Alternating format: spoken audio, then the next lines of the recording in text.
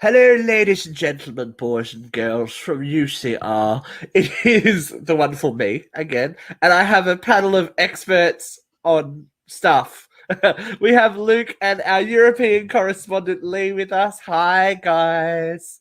So we Expert's are a bit of a doing stretch. we are doing a bit of a catch up now. It has been nearly 24 hours since the funeral of Prince Philip. Last time we talked to you guys regarding the royalty, it was literally probably minutes, I think, after the news had hit, and we were pretty much on it. I think I messaged Lee straight away. I was like, "We Straight need up. to talk." Yeah, I was like, "You're like, what's going on?" Okay, but we got Yeah, it straight away. he was still warm. He was still warm. Yeah. So, Half an hour, I But think. yeah, Vera, one of our co-hosts, is very impressed. She goes, "You guys made it before the East Coast News made it." So we thought we thought we'd give it a little bit more time this time, and examine the whole thing, the fallout of etc. etc. Now, there's a lot to cover, so I'm going to get straight into it. Obviously, a lot of it, as we were talking about before, didn't really have a lot to do with Prince Philip, which is, I guess, par for the course with the media at the moment. I'm going to start out with the statements from the two princes. So we'll start out with Prince William's statement. My grandfather's century of life was defined by service to his, can't read that, something in Commonwealth, to his wife and queen. Thank you. I've got the timer in front of me. And to our family. I feel lucky to have not just his example to guide me, but his enduring presence well into my own adult life, both through good times and the hardest days. I will always be grateful that my wife had so many years to get to know my grandfather and for the kindness he showed her. I will never take for granted the special memories my children will always have of their great-grandpa coming to collect them in his carriage and seeing for themselves his infectious sense of adventure as well as his mischievous sense of humour. My grandfather was an extraordinary man and part of the extraordinary generation. Catherine and I will continue to do what he would have wanted and will support the Queen in the years ahead. I will miss my grandpa, but I know he would want us to to get on with the job. So, what do we think about that, Lee? You like? I feel like you've got a bit of a soft spot for our Wills.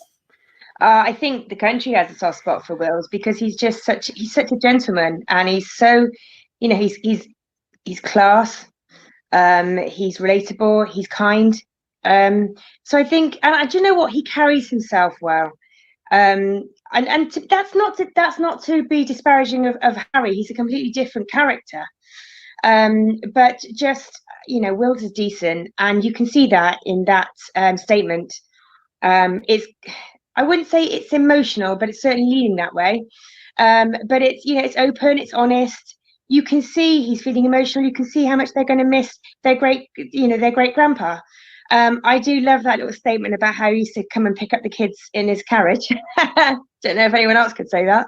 Exactly. But it's right. He was full of mischief, and I imagine, as a grandparent, he would have been lovely.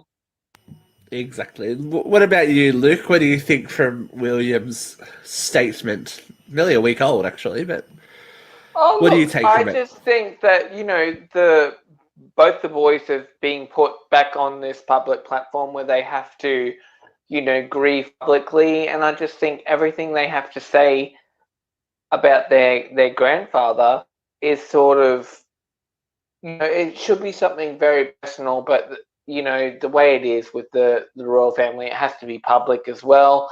I think the boys are handling it well. I don't think they've made a show of it. I think they've just been very close and quiet. And there's all this other stuff, coming in now, the Harry and William meeting again after the Oprah interview and blah blah blah blah blah. Nothing of that's been drummed up. Obviously they're too smart for that, so they're not engaging in that kind of tabloid trash. Well, as you said, there was never really going to be much privacy because of who they were. But let's have a look at Harry's statement now. So, Let's see. So this is the second statement. So they were originally criticized a little bit for the Archwell statement that came out. That was very brief. I think it was literally within an hour of the passing, but this is the more in-depth statement. My grandfather was a man of service, honor, and great humor. He was authentically himself with a seriously sharp wit and could hold the attention of any room due to his charm and also because you never knew what he might say next. That is very true. Very true. He will remembered as the longest reigning consort to the monarch, a decorated serviceman, a prince, and a duke. But to me, like many of you who have lost loved one or grandparent over the pain of this past year, he was my grandpa, master of the barbecue, legend of banter, and cheeky right till the end. He has been a rock for Her Majesty the Queen, with unparalleled devotion by her side for 73 years of marriage. And while I could go on, I know that right now he would say to all of us, beer in hand, oh, do get on with it. So on that note, Grandpa, thank you for your service, your dedication to Granny, and for always being yourself. You'll be sorely missed and always remembered by the nation and the world. Megan, Archie, and I, as well as your future great-granddaughter, will always hold a special place for you in our hearts. And then he added a little bit of Latin, which I'm not going to murder. So that one seemed, I don't know, that one seemed a little bit more open, a little bit more raw. I feel like that one was a little bit more raw and a little bit not as measured. More honest. Yeah. Yeah, that one, I like the way he added some humour in there. The line, you never quite knew what he was going to say, and you didn't. You're right. I think and actually, do you know what? That basically confirms what I'm saying in that William is a lot more. He's more reserved. He's classier, whereas Harry is cheekier. He'll add the humour in, and they both speak very loudly of who each of those of the personality of each of those brothers has. I agree with you. It's much more. You can feel Harry's pain in that statement. And I think, to be honest, he took a lot of criticism for that first, I think it was one line. But you're right, it came out within an hour. Who's going to be thinking about, well, what do we need to put on the internet? What do we need to say? He's grieving his grandfather. And I actually don't think the press was that focused on Meghan and Harry like I thought they would be. I think we were wrong when we thought last time we caught up, it was going to be all about Meghan and Harry, and I don't think it was. It's starting, but we'll get onto that in a minute. It did. It's starting now. Luke, what do you think about that second statement? Oh, look, I think Harry was quite raw there. I think he was very honest. And I think it's a really good thing because I really feel that the whole Oprah, Meghan, Rachel, all of that stuff has really overshadowed Harry, and Harry's sort of been shrunken to the side. And now, Harry's made this statement towards his grandfather, and it's a good thing. That's his family, that's his blood. At the end of the day, we all buy into all this tabloid stuff, but that is his family, and he's being honest, and he's got nothing to gain or lose by being open about his feelings towards the passing of his grandfather. Yeah, it was very interesting to me. I feel like it kind of reflected both of their parents as well. William is very much Charles's son in that duty, honor, toe the line, that kind of thing. Whereas, and Harry's always been kind of, the little upstart firecracker that Diana had that quality as well. That I was going to say a little bit Diana. He's not afraid to rock a few boats, and neither is his wife for want of, questionably, but. I feel like that second statement hit me a little bit more. Even that time reading it for the 150th time, you're like, that's genuine. That's not as removed. Like it was still personal from William, and it was for the royal family, it was a very personal. Like, it wasn't just 6 lines, end of statement, the end, move on. They're actually going in there to explain family stuff. But it's very interesting to see how this funeral has kind of been a mix of tradition and a little bit of modern day stuff. So the Queen normally there is an 8-day mourning period, and she was only out for 4, and she was back to official duties. What do you think of that, Lee? Like, what does that signify to the people? Do you know what? When you've got 8 days of mourning ahead of you, all you want to do is be kept busy. And I think it was typical of Queen Elizabeth to actually, say, no, that's not me. And it isn't her. She's a woman of service. Being out in the public is what she does. And I think actually, as much for her as for the public, it was just about trying to, inject some normality into things, and to, I wouldn't want 8 days of mourning. I've got to be honest, where those 8 days are actually allocated to you mourning. I wouldn't want that, and I don't think anyone else does. I mean, to be honest, I thought it showed her stoicism and it showed her resilience, which I thought was conflicted yesterday when we saw her. And actually, I thought she looked very frail, and she looked grief-stricken, if I'm honest. And I was quite surprised because she is such a stoic woman. And you know what? It was upsetting. I mean, I'm not a royalist, I've said before. I found it very upsetting, and I found it very moving. The whole ceremony, it wasn't the pomp and ceremony that you ordinarily you'd have post COVID days. And actually, I think that's what the Duke of Edinburgh would have wanted.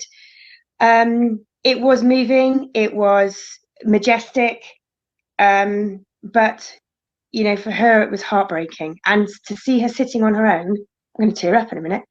It was very difficult to watch. I don't know if you watched the ceremony. I sat here on my own and watched it for a few hours. A little bit dull in places, but actually the ceremony itself was moving, to say the least. Well, look, I think that. Sorry, Luke, you can go ahead. I was going to say, I've seen the coverage, and that image of her sitting alone, it's gone viral, but I really think it just shows, like, I'm not a royalist either, but I honestly believe that she's just such a strong, like, passionate woman. Like, she's given her life to her duty, and and her family. Like, she's given it all. Like, she's so honest and authentic. And I think she's a figure. Yeah. She's a figure of something that we should all strive to be, because she's not ever been anything other than what she is. Yeah. And you know what, Luke? You don't have to be a royalist to admire and respect the woman that she is. She's Absolutely. phenomenal. Yeah.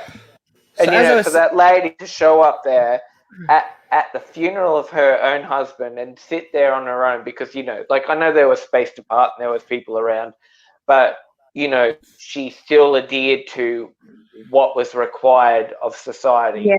Like, her husband's dead of 23 years, like, but she's still gonna do what's right for society. What's right, what's required, She is a tough old bird. I'll give old Lizzie that. She is so tough.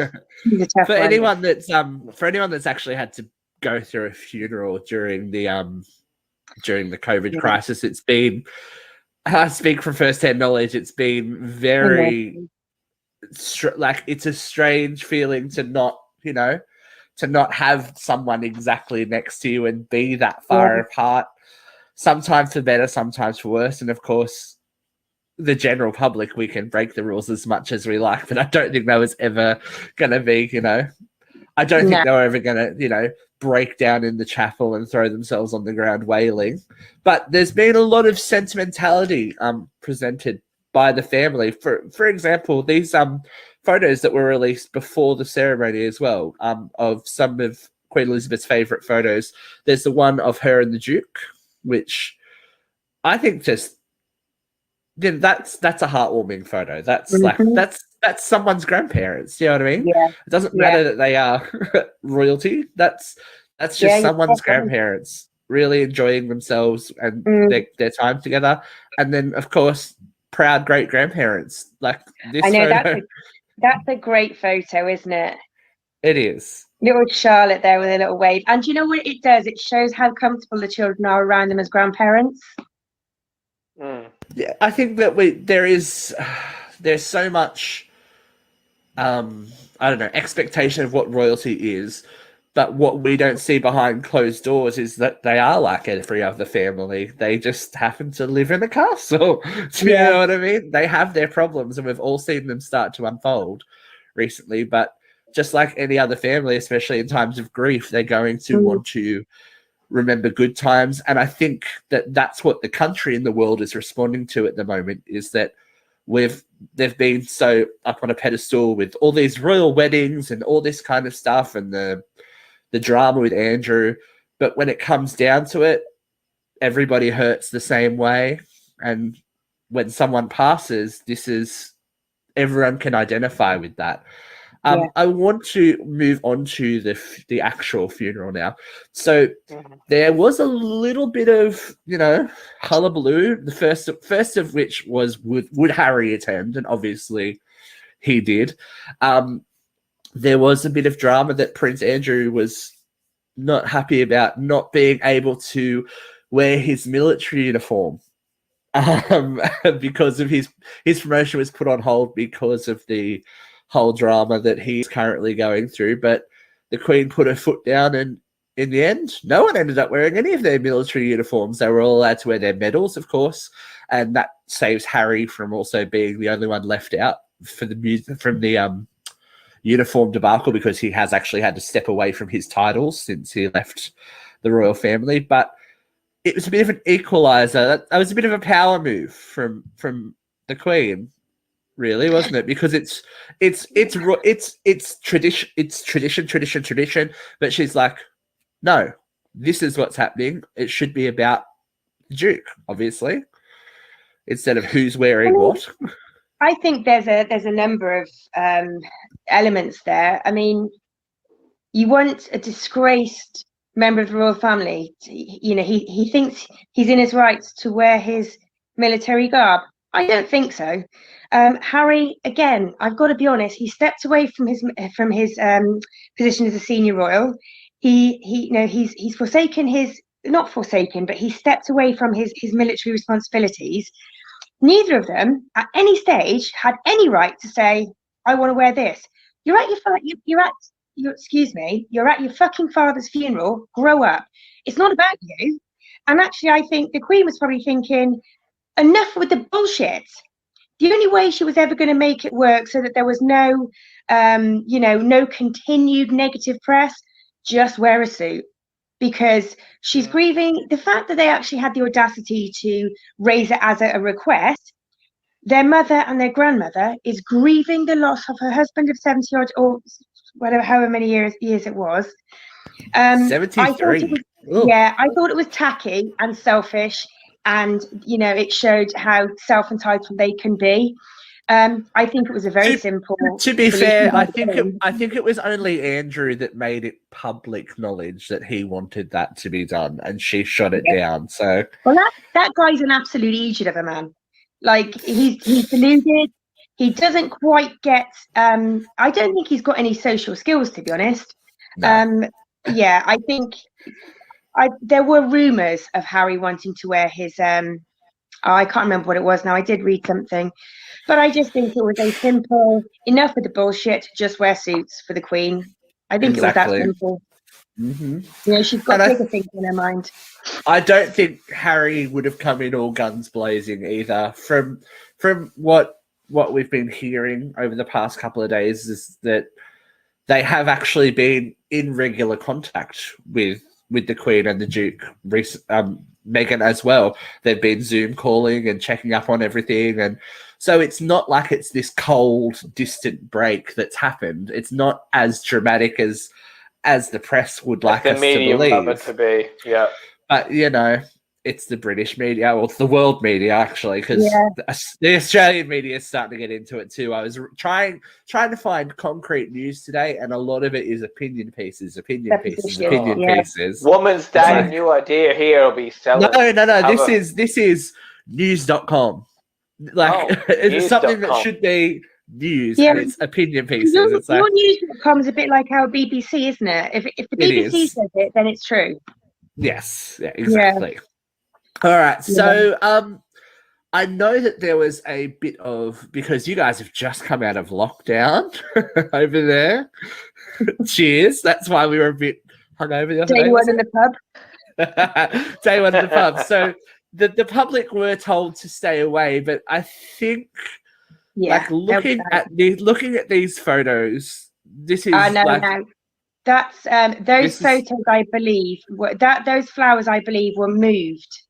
Exactly, yeah. But this is just a tiny scotch of the flowers that were left, and I think it's been really interesting to see the British public's reaction to it as well. There's been a fair few interviews of people that, like yourself, Lee, aren't royalists, but still want to show respect and honor what his life of service. And it's still a big. I know we were wondering how big a thing it was and how much effect it was going to have on the nation and the world. Like, it has not been off the news here since it happened. No, I know. So that, again, that's kind of a double-edged sword there, really, because the day that Prince Philip died, I think the BBC was on a Saturday. The BBC had 100,000 complaints about the continued coverage of his death. And I think it went on for hours. It must have been about 7 hours. 100,000 complaints. That's the highest number of complaints they've had on any, regarding any event ever. That's their highest number of complaints. And I don't think that the general, the public were as invested in Prince Philip as maybe the BBC thought they were. That said, so over the last few days, what seems to have been the main story, and the thing that the media have focused on more, is the love story between Queen Elizabeth and Prince Philip. And I think a lot of people have seen a different side to Prince Philip. Got to be honest, I have. And, a lot of what you see is him standing, definitely 2 steps behind her. You never really ever got to see him as a person, except when he was making an idiot of himself and appearing on the front page of the Daily Mail because he crashes his car. Actually, over the last couple of days, people have seen an awful lot more of his personal life and who he was as a person. I think they started to understand more, just how brokenhearted the Queen is and why. And I think actually the interest and the investment yesterday was based on the fact that the Queen was going to be going through the majority of this on her own. The people were told to stay away. They didn't. There were still thousands of people that turned up. Obviously, pre-COVID, the place would have been absolutely swarming because it's an event. And that's not to take away any, liking for Prince Philip. It just, anything to do with the royals tends to draw crowds. But yeah, they were told to stay away. They didn't stay away. There was a lot of people not wearing masks. It was kind of an embarrassment, really, to the general public, and a frustration for us because, we're doing so well. It's people like you who are going to keep us in this bloody pandemic. So, but I suppose what we're what you're getting at is that, and again, what we've been talking about so far is that we've been seeing a lot more of the humanity behind the title, behind the things that we read in the papers and online, and what they show in The Crown and all that kind of drama that is not necessarily truth. There's family members grieving. So let's talk about the march, the procession. Now, I find that quite heartbreaking. Yeah, I find for those boys to be obviously that's PTSD inducing stuff. Yeah. But do you know what? It was so hard not to draw parallels of them behind the coffin of Diana, wasn't it? It was, and I can tell you that's what everybody would have been thinking. For them to be in that position again, you're right. PTSD is absolutely the closest way to describe that moment for them, I think. Yeah, exactly. absolutely.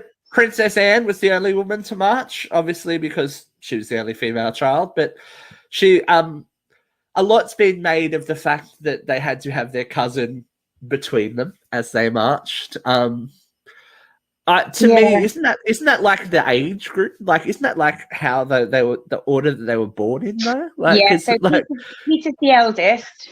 yeah. Then, is it Peter? Then Wills. Then Zara. Zara didn't march. Yeah, so it was, and again, a lot of supposition there, and there's a lot of people saying, "Oh, well, Peter has to stand in the middle of them." They're grown men; they're not going to bicker at their father's funeral. I agree with you. I think it was really just, an age thing. They were the three eldest boys. Well, exactly. I feel like look, there's Charles and there's Anne together, and then their brothers are behind them. Yeah. Like, I feel like that's probably Prince Philip planned out how he wanted this done. It's not like that they sat there and created 100%. This.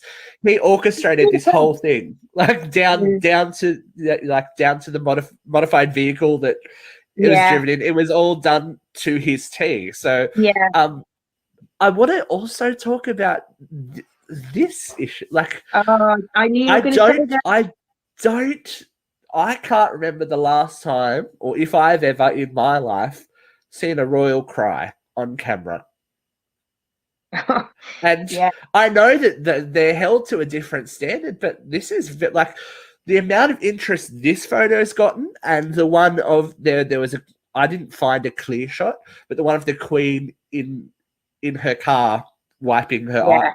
Yeah. Do you know what I mean? I mean, you can see, and actually on a number of occasions, you could see how grief-stricken Charles is. And do you know what? How old is Charles? He's in his 70s. So that's a long time. And you're never, Stephen, you're never prepared to lose someone that you're that close to. Never ready to lose your parents. No, and to be honest, I think those days of, stone-faced and impassive, they're over. And I think actually, again, that brought a humanitarian side to Charles that people don't see, that I've lost my father and it's broken my heart. But I think actually what, I don't know whether a lot of people saw it, but what I found more upsetting about the Queen was when she walked into the chapel and Reverend Connor was there to greet her. I actually thought she was going to fall over, but you could see this this reticence and this apprehension, almost like she didn't quite want to walk through the door. And I found that more upsetting than, her wiping a tear away, because I thought that's her actually saying, I don't want this to happen. And that was the point at which I thought she's actually taking this really hard. And I think people are so used to her being so, lacking in what's the word, emotion. And actually emotion was really all about emotion on that day for a family that have historically never shown emotion. It's very funny because we missed out on a lot because of the masks as well, but it's funny how much you can tell from body language and or how much you can read into it. It might not be true, but you can see this kind of, you can as a human being, you can tell when someone else is not 100%. Like, and you've got to think every time she's walked into that chapel, he's been there with her. He's been there everywhere she's gone. He's been there. Exactly. I'm not joking. I would be a blubbering mess. When it comes to the death of anybody, I get upset. So when it comes to the death of someone who I'm close to, I'm an absolute, I just can't stop crying. So for them to have that strength to hold that emotion in, I think sometimes, the barriers break and there's only so much you can hold in. So they maintained that stoicism and they maintained that the class, but actually they also came across as very relatable and people just like you and I. Exactly, yeah. Well, we're going to look at the photo because this photo has I don't know. I think it'll go down as one of those, one of those It'll go down in photos. history. It'll go down in history, and having seen the inside of that chapel, whether you've been inside it or not, you've seen it at royal weddings, you've seen it at royal occasions. Yeah. The sheer emptiness of it is a bit, the lone black character. Yeah, even though in reality this. Black Widow. So let's talk reality as well. I ordinarily he would be sitting next to her, but when the ceremony actually took place, Andrew was 2 or 3 seats over, so there was someone close by. But this photo, I think, sums up what it's like to be the Queen of England, right? Like, do you know what? You're not alone. a job. You're alone, and your job is be... the country, is the Commonwealth, really. Yep. Yeah, you have to be on ball the whole time. You have to be on point. Doesn't matter if your husband's died. It doesn't matter anything else. Like, she was there, and she was being the queen. She continued to be head of the monarchy. Yeah. But I think the saddest thing is that the person on whom she relied, 100% of the time, the person who never let her down and who was always there, she's now left with a family who she's essentially got to manage, which in the last year has been more difficult to manage than a bloody country. Yes. It's been a horrendous year for her. It has. It's been another Annus Horribilis for her, but in a totally different way. And again, in that ceremony, there was no eulogy. There was no big outpouring moment as the Duke wanted. As this is his ceremony. This is how he wanted it. He wanted it over and done with. But it's the first time in history that we've actually seen the coffin descend into the vault as well, which is a pretty big thing for the royals, right? I feel like that's another invitation in, I guess, to the rest of the world to see, it doesn't end when the camera's shut off. There's still pain, there's still hurt, there's still all that kind of stuff that goes on after the cameras go away. Yeah, and I think the coverage will continue. And I think obviously there's going to be, people are still going to want to know what happened with Harry and Wills. I don't know if we'll ever find out. And actually, in fairness, I think it'll sell a lot of magazines. It will sell a lot of magazines. Yeah, right. Do you know what? I think the class with which the ceremony was delivered has made the interview with Meghan and Harry very vulgar and very tacky. That said, I think the interest will remain, and life goes on. I think, I don't know, I can't see any changes with the Queen, openly, outwardly. I think I feel the whole country, the whole country's hearts are breaking for her. Well, it'll be a very strange week because it's her birthday very soon as well. 3 days? 4 days? Is it 4 days? 4 days, and she's 95, correct? Yeah. So and he was only 2 weeks away from his 100th birthday. Yeah, there's that as well. All right, we're going to look at these pictures now because there's starting to be a little bit of drama happening in behind the scenes. But this is after the ceremony. Obviously, they're standing together. Oh, the drama of it all. Oh, basically, thanking the priest and for everything. And then of course we've got the walkaway shot where they're actually conversing, and I found it curious that William took his mask off, but that's just me. But I didn't notice that actually. But we don't have to wear our masks outdoors, so a lot's been made of those shots. So that second shot, what you don't see in that shot is that Kate actually walked away. So there is photographs of the two of them just on their own. I don't know. Their emotions are very raw right now. They've both just lost their grandfather. Will that pull them together? I'd like to think it will. But there's an awful lot of water that's gone under that bridge. And And Harry has caused a lot of pain, you know, regardless of the intentions, regardless of whether they were his intentions or her intentions.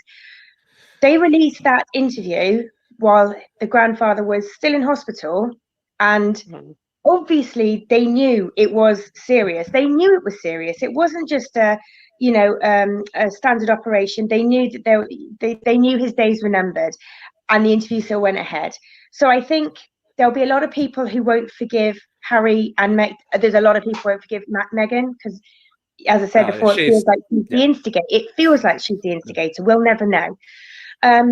I don't know. They were so close for so long, and I think there's a lot of people in that family who are genuine, peacemakers. Kate, Zara Phillips. There's a number of them who are trying to pull the brothers together. But only time will tell, and it doesn't matter what the press says. It doesn't matter what the conjecture is. Nobody will know until time has passed and the brothers have allowed time to heal that rift. So it doesn't matter what you read over the next couple of days, it's probably going to be bullshit and supposition and rumor. So I really wouldn't pay any attention to it. The funny thing that I've noticed, well, not necessarily the funny thing, I think the most expected thing is that Meghan is public enemy number one. So have we heard about the wreath story? So I don't think there's a story here. She sent a wreath. It had a handwritten note. I believe it was a very sincere, authentic handwritten note. I don't really know what the story is. Okay, the problem is, and this was a journalistic piece that I read today. Okay. None of the other royals made the details of their wreaths public. And of course, the Sussexes has made their wreath public. So obviously that's Meghan trying to steal the spotlight from... I feel like that's clearly. I feel like that's a really big reach. And they're going to be reaching for her because she's not there. She's not there to defend herself, no matter what happens. Not that I don't think she would either, because part of the reason she didn't go is because she knew that she would be the story if she went. She was advised not to travel, but she knew that if she set foot in that country now, absolutely, it would be all about her. They'd take to her with an axe. I find it very interesting that she is being portrayed as an opportunist and a da-da-da-da-da-da-da-da. And yet in these photos that have been released lately, there's a glamour shot of Kate in the car. A glamour shot of Kate? Like a close-up someone's black and white stilled it of her just glancing out the window. Like they've done it up so that she looks like this heavenly angel come down to save the day. And it's just like, oh. But it was always going to be that. It was always going to be that way. They spoke out against the British media. The British media want their blood. Yeah, they do. They won't be happy. To be honest, the British media had nothing to do with them dropping the Oprah Winfrey bomb.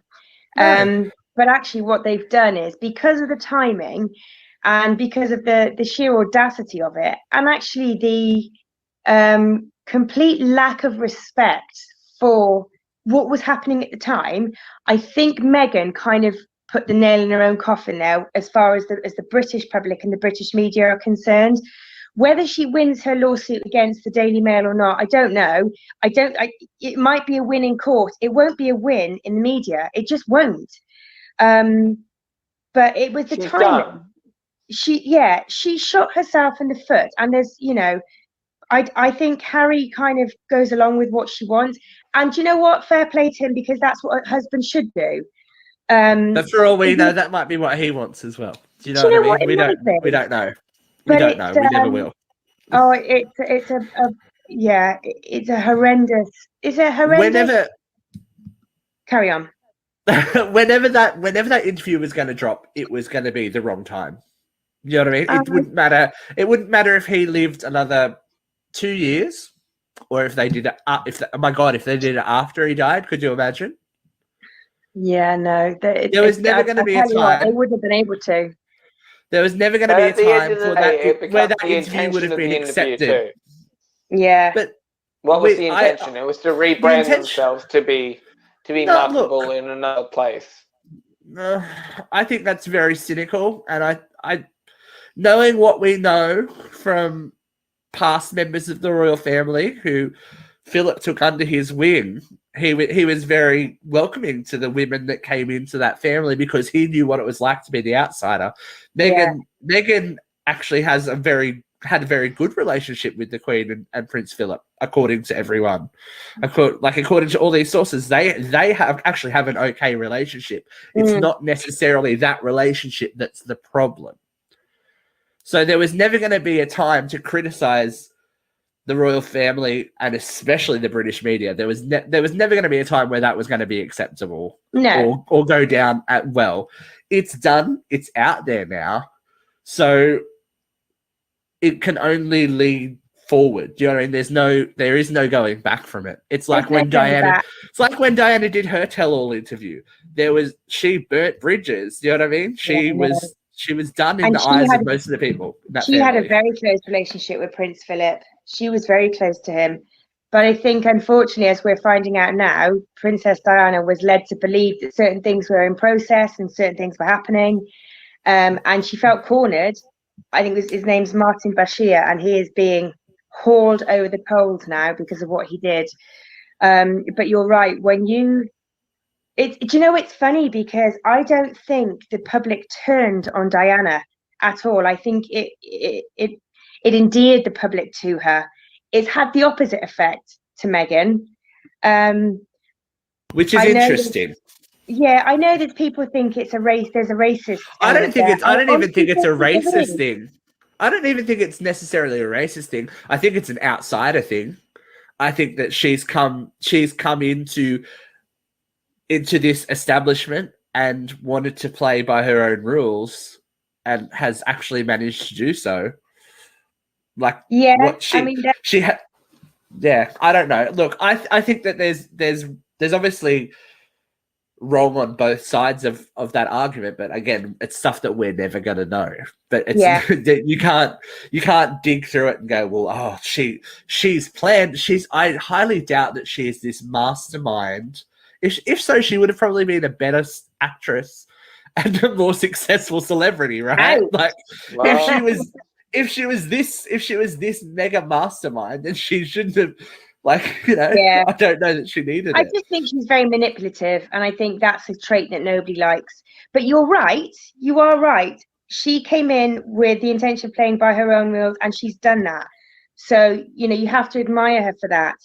The sad thing is she's ripped a family apart. By doing so, she's torn a family apart. Yeah, we'll see. I feel like that there was a little bit of interest in the Queen's brooch that she wore yesterday now, as well. She was originally supposed to be wearing something that was given to her by Philip, but the brooch that she wore was the one she wore at Meghan and Harry's wedding. After a bit of research. Yeah. So she was actually supposed to wear something else. So I don't know whether that's a symbolic thing. Nothing is ever really coincidence when it comes to the royals.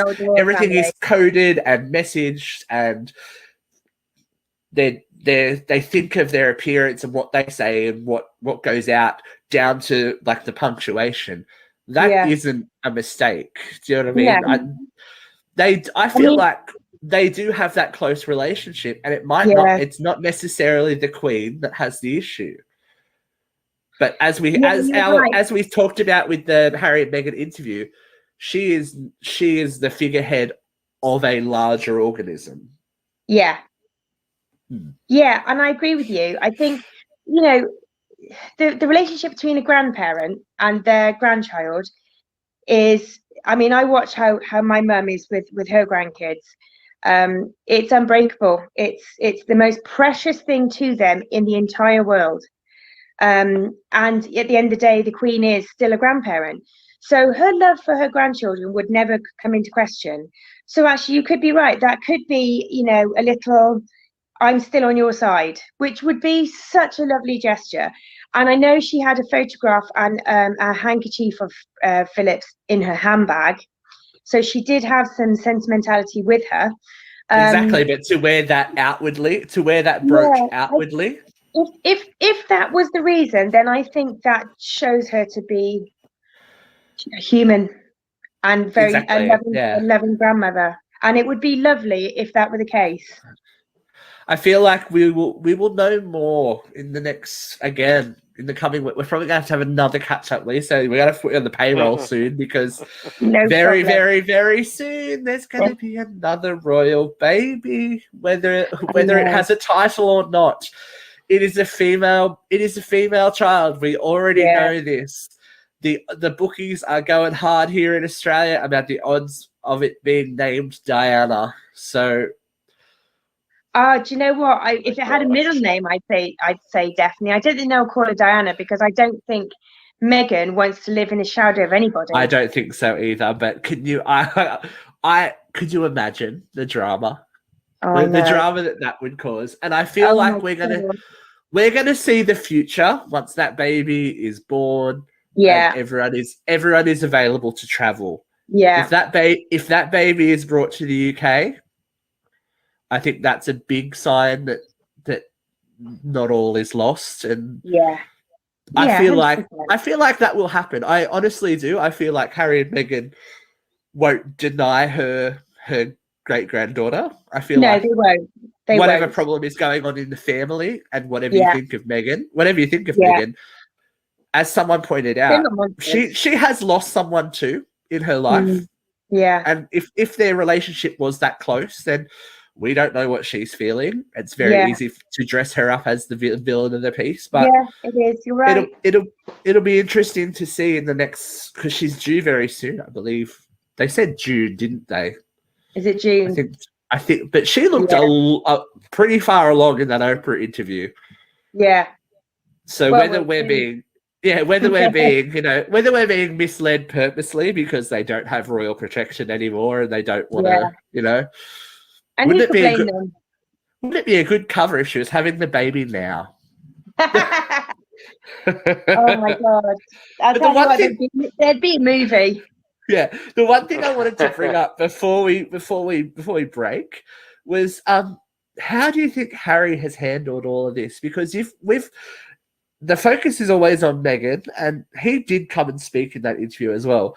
But you've got to. I had a thought about this today. He went by himself. Yeah. Back to England, isolated, was released from isolation the morning of the funeral, thrown back into the family business, expected to perform in front of the cameras, and then bam. That had to be massive. I think Harry can feel all the eyes on him. But you know what though? He laid that for himself. So, he made that path for himself where he has drawn a lot of attention to himself by agreeing to that Oprah interview, because he did. Yeah. So did Meghan. And so he knew then, coming back to England, he knew his grandfather was going to die as well. So he knew when he did have to come back, there was going to be a lot of eyes on him. So I think I'm just saying it took a lot of balls. It took a lot of balls to do that. He's got some ginger nuts. He's got some ginger nuts. Yeah, but he had no choice. Let's be honest, he had no choice. I know he would be the supervillain of the world if he did not attend the funeral. Yeah, but at the end of the day, what you've got to remember is it's his grandfather he's lost. So maybe that's all he's been thinking about. I've got to go and bury my grandfather, who I love dearly. That actually might be what he's thinking, and he might be thinking, do you know what? I'm sick and tired of thinking about the media. So. And again, but he's gone back to face the music, which is more than can be said of some of the royal family members who have been hidden away on the estate since their dramas. You know what I mean? Drama. He's I just can't believe that Fergie did get her toe sucked again. I'm real disappointed. Someone at work today went, "Where was Fergie?" Went, "Oh, she was never going to get an invite. Never. She was never going." After after what she said about the whole media thing about that toe sucking thing and Prince Philip, it's like, oh no, you know how Megan Burt Bridges, Fergie, like I don't know, Fergie created a bloody ocean. Fergie napalmed them. She did. She napalmed it. But I think the big takeaway from this is that, again, at a time of crisis, for the second time recently in the last 20 to 30 years, the royal family haven't pulled away. They've actually opened up and allowed the world to see them as human. And as we said, that's the way forward for them to stay relevant, to stay engaged in the culture and in the hearts and minds of people. Very open and honest. Exactly. So it will be very interesting to see how things play out. There's the Queen's birthday coming up. There's the birth of another royal baby and whatever else is going to happen. So I'm sure we'll be in touch again soon, Lee, but thank you for your time again today. Good to see you. Love to see you again. Bye. All right, thanks everyone. We'll talk to you again soon. Bye. Bye.